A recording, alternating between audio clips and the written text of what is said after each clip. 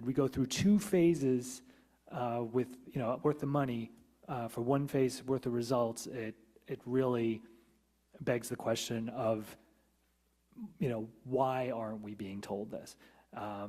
There are possibilities. They didn't know until after they spent it all. Doesn't seem accurate. They decided not to tell us because of the timing, maybe.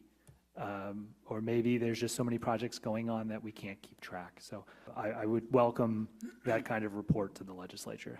Thank you.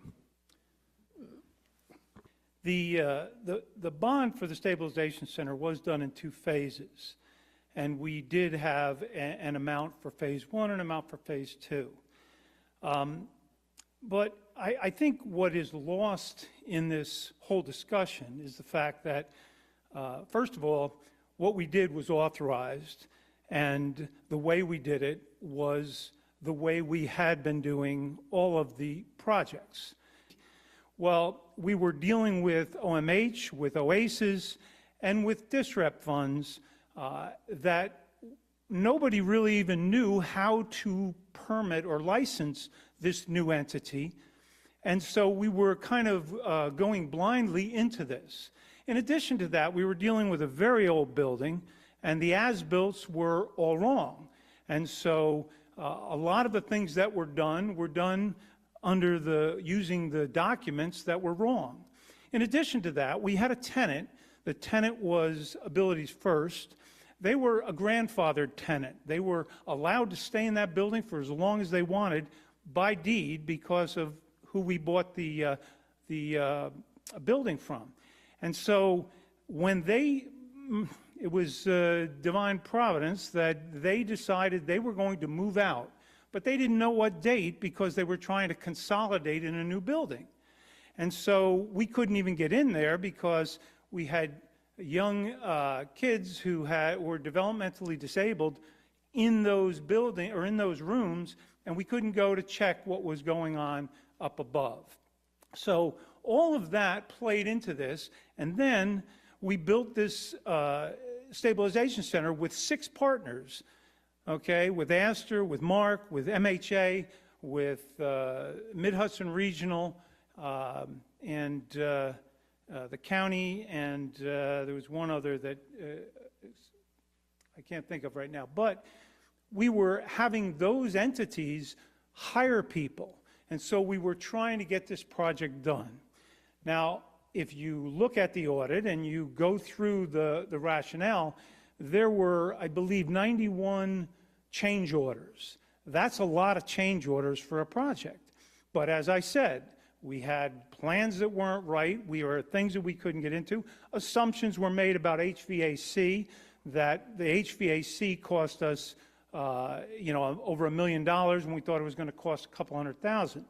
And that was the bond that we went back and we used the HVAC bond that had been approved for HVAC work in buildings, and there was nothing wrong with doing that. The change order process, because of the New York State WICS law that requires us to have all these different contractors, when you have a change order with one, you have a change order with all of them.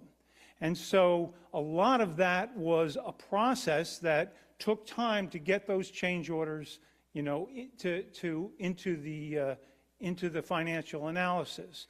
And on top of that, a lot of those change orders, when you do a change order, you don't just say, oh, okay, here's what it's going to cost, because you get a price. Sometimes that price isn't right. Sometimes it takes a while to work through that. But then there's the price of what was going to be done that needs to be subtracted. And so there's actually a negotiation process. And so, yes, in about September or October of 2016, we knew we had a significant overrun after we had gotten all that together. But it came in drips and drabs.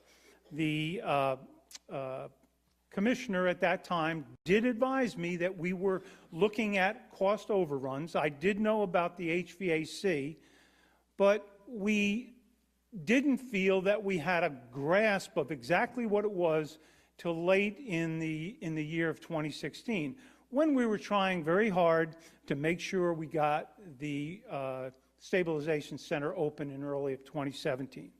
So yes, I guess I could have come to you, or someone could have come to the legislature and said, we had a cost overrun. But we looked at what we were doing, and we knew that what was happening was taking the funds out of phase 2, which we weren't going to do anyhow, because after all the information we had, we knew it was going to be a lot more expensive than we had ever imagined to do phase 2 and subsequent phases, which had not been put onto the drawing board yet.